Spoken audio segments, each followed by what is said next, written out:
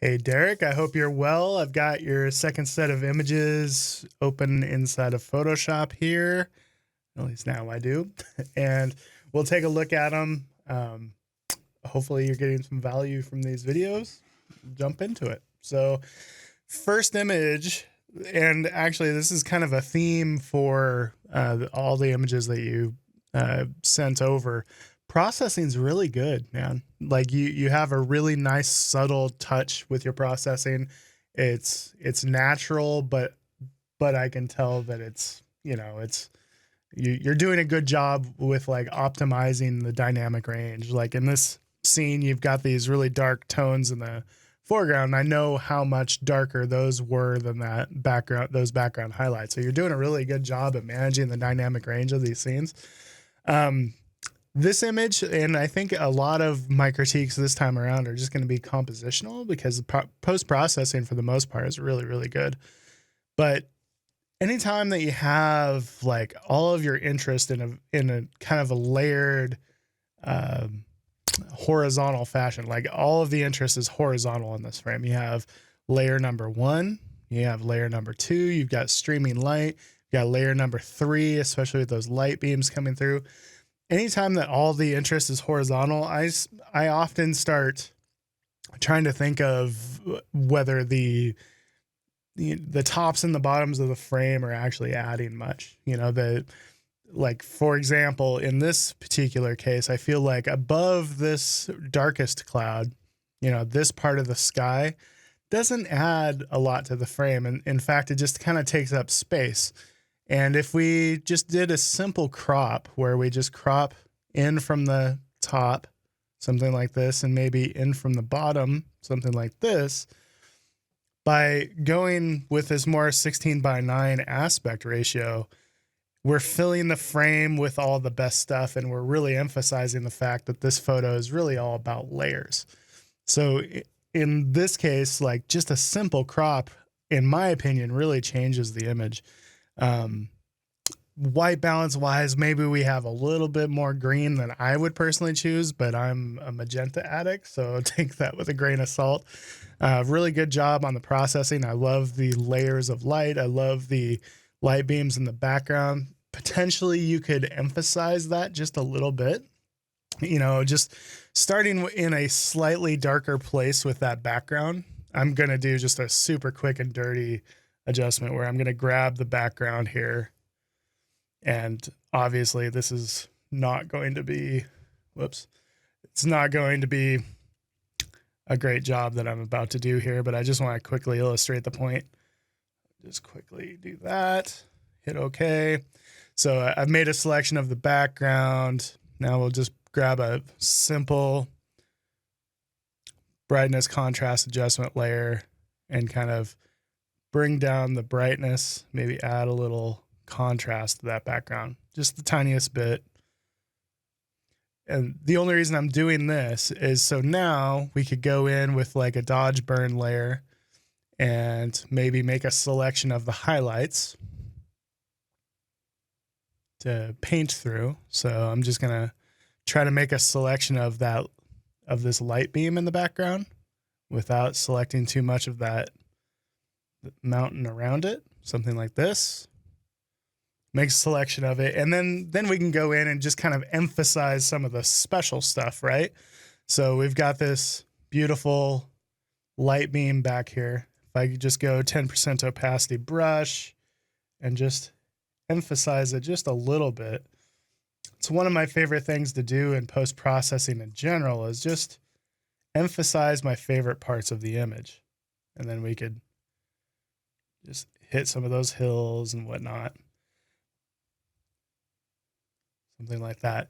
It just makes that light beam stand out just the tiniest bit more. I don't know that I would go that dark with the midground, but you see the difference. We're just trying to bring attention to that light beam. But anyways, simple crop. I think anytime you have those layers and all the interest is horizontal like that, this kind of 16:9 crop tends to fill the frame with the most interesting stuff. On to the next image. This is probably my favorite image of the group, just because you have interest all the way through the frame. Really cool sky, really nicely processed. I love how natural the colors are and how you've really emphasized the light glistening off of the water. I love the shutter speed. There's a lot that I really, really like about this frame. I would say that my main critique would be that no one thing is really emphasized. It looks kind of like non-committal, right? Because, you know, you have you have the horizon in the center of the frame, which gives even amount of real estate to the sky and to the foreground. And I understand why, because both are interesting in this case. And it's not often the case where we have interest all the way through the frame. And that's what is so nice about this image. My main critique would be to try to emphasize something. Either emphasize foreground by tilting down, getting closer to it, or emphasize dramatic sky by tilting up and including more of it. Right now, it's so evenly split between the sky and the foreground that it's not emphasizing any one thing. Everything kind of is given equal importance. And I think the most dynamic images are usually emphasizing something. So like maybe you could do that by just getting down closer to the water and closer to the ripples and having some of those glistening rocks take up more real estate in the frame. Maybe you could tilt down to emphasize that. Or if you wanted to still maintain lots of sky in the frame, you could get down really low, and then that would allow you to tilt up while still having foreground close to camera. But like I said, the processing on this image is really, really good. I love the amount of glow we have in the background. Perhaps we could maybe not let this area get quite so close to black, but I mean, that's nitpicking. I really like the post-processing on this shot. Okay, this frame is probably my least favorite of the group, and you might agree with it, but it's just like how to word this. The composition just feels a little bit more literal, like point and shooty, simply because, again, I know we're emphasizing the building, but I feel like there's so much empty real estate that is not about the photo. And especially on the edges of the frame, I feel like everything over here doesn't add, everything over here doesn't add. And we have the tree that's kind of just coming in on the corner is serving as a distraction. So maybe like something that you could do is more of like a vertical composition. I can't really mimic that, but if we just got in here and still shot super wide to emphasize building, but also maybe got down low and included some grasses and stuff as a foreground leading back to that, maybe it would have worked a little bit better. Post-processing on this, I think the Orton effect is getting a little bit obvious. We're getting a little bit of this Orton effect kind of bleeding into the highlights. I don't know if you've seen my video on YouTube or whatever, but the way I recommend doing an Orton effect is to put a lights luminosity mask on it. That way the shadows don't bleed into the highlights. The highlights only bleed into the shadows. So that would be another piece of feedback as well. But I think that compositionally it would have worked better in a vertical orientation, simply because the edges of this frame don't really add at all. This is such a nice symmetrical frame. I love the symmetry of this, the way that we have the trees on the edges kind of serving as borders. Really, really well managed dynamic range, the way you maintained your shadow information, but also reined in those really bright highlights. Great job with the dynamic range. Great job with the symmetry. Honestly, struggling to find anything to nitpick on this, because I feel like it would just get pretty nitpicky. I can tell that you've already cropped out either some sky or some foreground. I'm guessing foreground. And I think you were onto something with that, because the bottom part of the frame literally feels like framing for the beautiful sky to me. because, you know, there's nothing crazy interesting about this foreground. It just kind of serves as a placeholder for the beautiful sky. And to that end, maybe I would be tempted to just bring it up just a tiny bit more. Granted, if you're trying to stick to like really conventional aspect ratios, I understand not wanting to do this. But I think just kind of really just thinking of that foreground as like the bottom frame or the placeholder for the sky is kind of the compositional theme there. But really excellent processing on this one. You're doing a great job maintaining your dynamic range here. Really, really good. So this frame, holy cow, what light.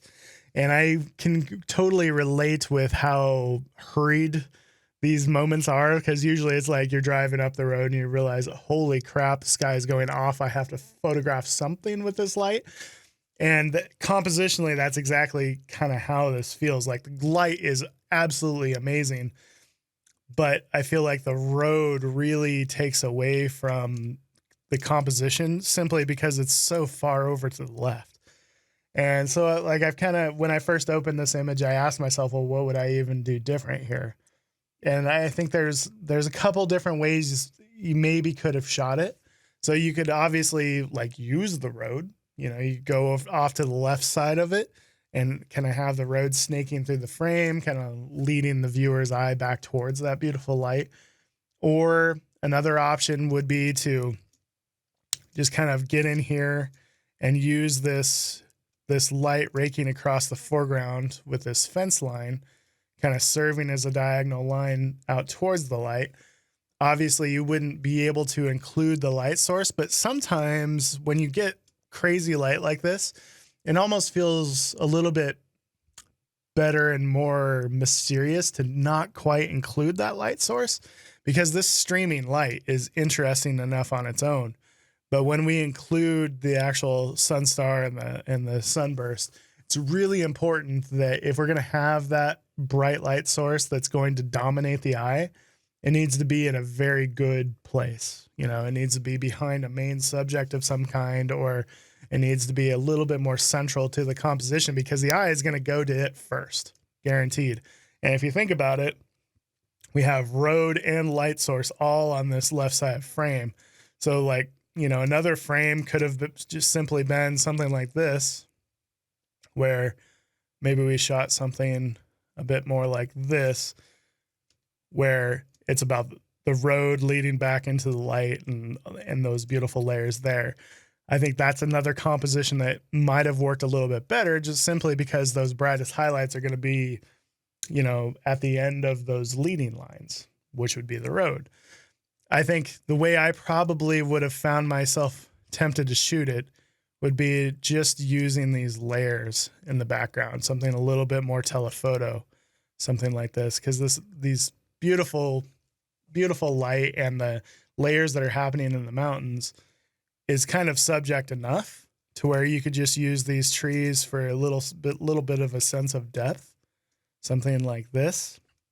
I know how rushed it is though when the light is going off like it was.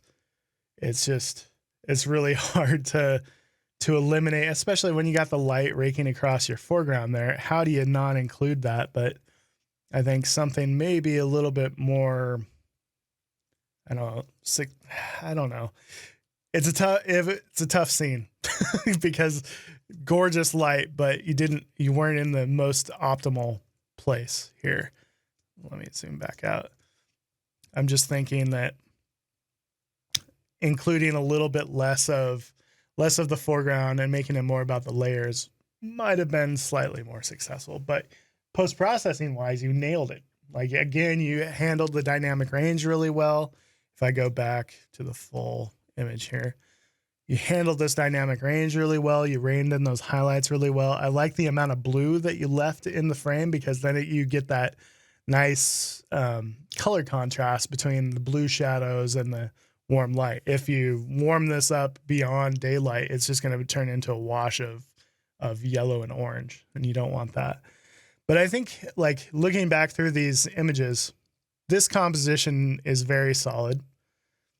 I think this composition is probably the weakest of the group. simply because there's not really like a conceptual idea behind the composition. It's more like big wide angle building, which is cool as long as you're filling the frame with that wide angle building. By having all that extra space around the outside edges of the frame where there's not really any interest that's being added to the frame, it just makes it not work quite as well.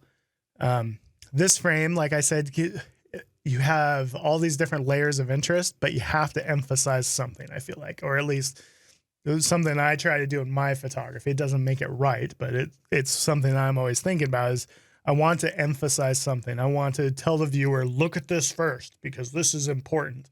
And when you have parts of the image that are all taking up equal amounts of real estate, it tells the viewer that everything is important. Look at everything. And I think that emphasizing something is always a good idea to try to incorporate into a composition. This one, again, he had absolutely gorgeous light. I'm curious what it would look like with just a little bit more magenta. If I go back here, go to Adobe Camera Raw, and it just feels a little bit kind of cyan. So just adding just that little bit of magenta into the color temperature, I think helps it a little bit. Anyway, you get the idea. Hopefully I made some sense in there somewhere. I think that the biggest thing is just working on composition just a little bit, or trying to emphasize something, trying to make sure that every part of the frame is adding. And if you're going to have really strong lines of any kind of like in the road image, make sure that it's more central to the composition. Otherwise, you know, you have something of interest way off on the side of the frame, and it's serving more as a distraction than it is aiding the composition. You look at like objects in this scene, we have light source, road, and rock, and all three of which are like way out on the corners of the frame. And I know it's simply because like it was a holy crap, I only have a couple seconds to shoot because look at this beautiful light mode. So I totally understand. And in that case, maybe it would have been better to just zoom way in, telephoto, eliminate light source, and make it about layers. All right. So thinking about composition, the next images I think are going to probably be a good thing, simply because your post-processing is really good. So the images are less likely to have post-processing issues than they are compositional issues. So really focusing on composition, I think, will be a good thing moving forward. All right. Hopefully this helps, man. Look forward to the next batch of images, and we'll see you in the next video. Take it easy.